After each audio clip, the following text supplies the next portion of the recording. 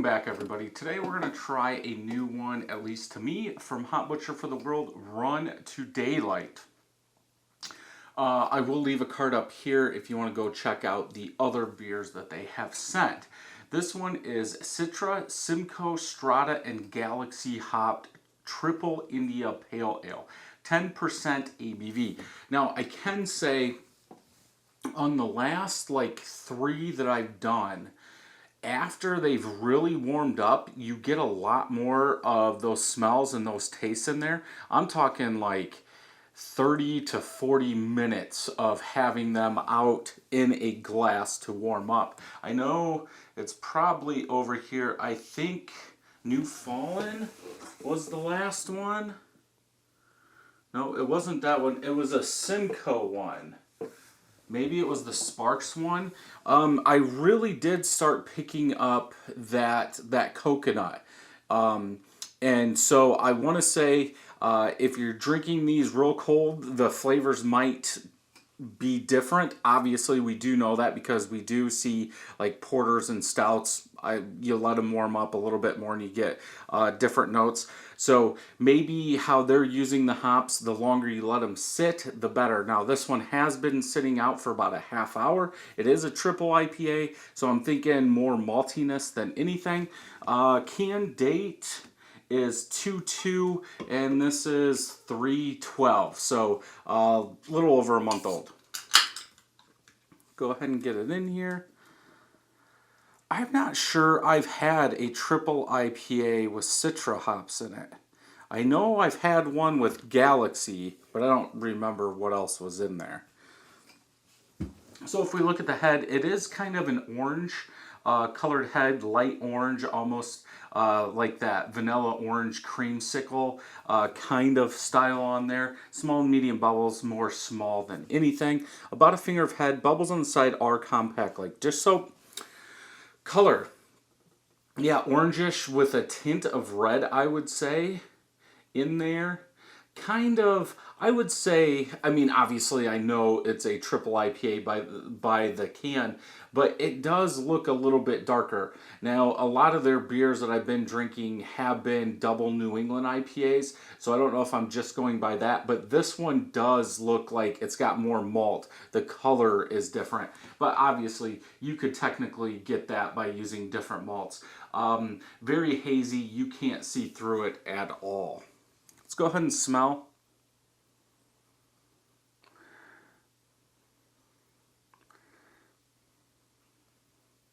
I am getting a little bit of like sweet malt coming through there. Maybe a touch of citrus fruitiness, like a tropical fruit mix, very faint. I think that sweet malt is the first thing that hits you. Maybe a little bit of bitterness. Like maybe an orange rind bitterness.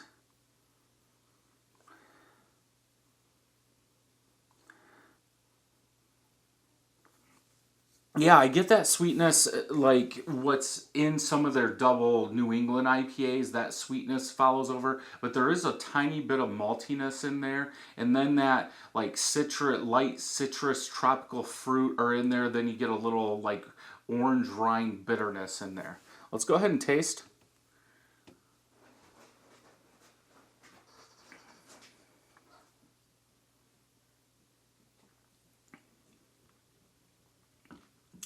Definitely has like that a pine citrus, light citrus bitterness. Like there's a lot of like orange rind. I'm going with orange because I think it's because it's a little sweeter. I would think these would be a little sweeter with all the malt that's used. But that's just what it feels like. The perceived is citrus bitterness to go along with that sweetness in there.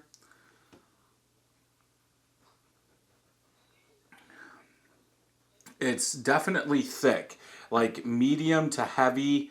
It's creeping, it's past medium, but I wouldn't say it's halfway in between medium and heavy, but it's pushing halfway in between medium and heavy in the half. So the half of the full thing. I get a lot of malt sweetness, citrus on the back end, on the aftertaste.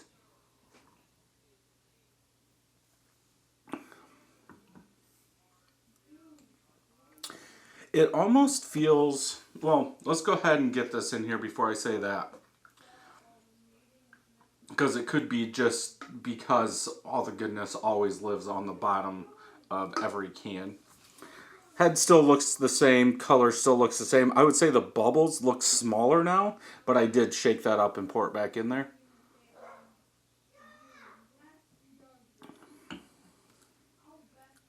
I'm getting...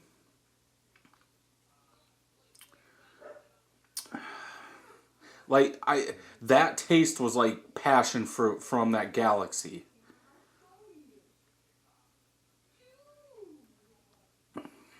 It does feel like it's a little lighter now that I poured the rest of that in there.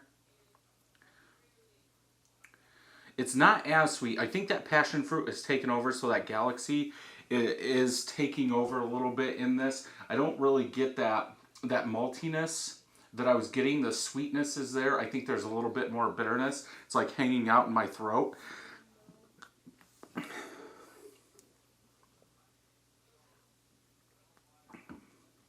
You can definitely not taste alcohol in this. I still get some of that citrus up front, not as much tropical fruit as I did. It seems like my mouth and my lips are coated in like sweetness. So there is a lot of sweetness playing in on this, but that bitterness really sticks out in the back or lingers in the back. And that passion fruit is like to the back of the palate, goes to the aftertaste, then it's gone.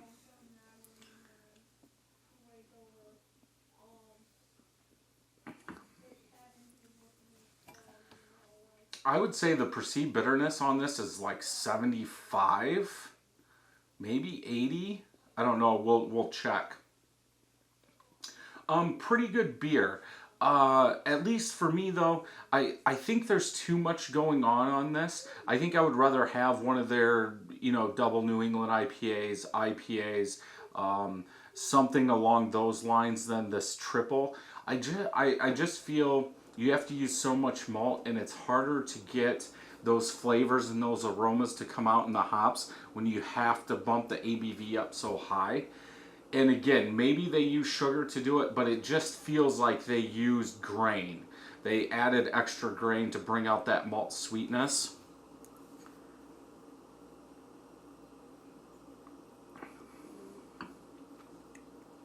But I could be wrong. On this one, I would have to go with a 3.75 out of 5. Definitely one to pick up and try if you're an IPA fan, especially if you're not a fan of like a traditional triple IPA, like that sweet molasses syrup, light molasses syrup. I think this is a good alternative to that, more along the lines of a triple New England IPA. I don't know how many of those are out, but yeah, definitely one to pick up and try. But for me, yeah, 3.75 out of 5 on this one. Let's check Untapped. One of my friends has rated it 4.5 out of 5. Almost 3,000 people have rated it 4.41 out of 5. So I am way under the average. But that's nothing new. People are going to like different stuff no matter what. Ryan is the one that had it, and yeah, he gave it a 4.5. Didn't leave any comments though. But yeah, some people are into those bigger triple IPAs, some aren't. So that's why they make so many different ones. You don't have to like them all.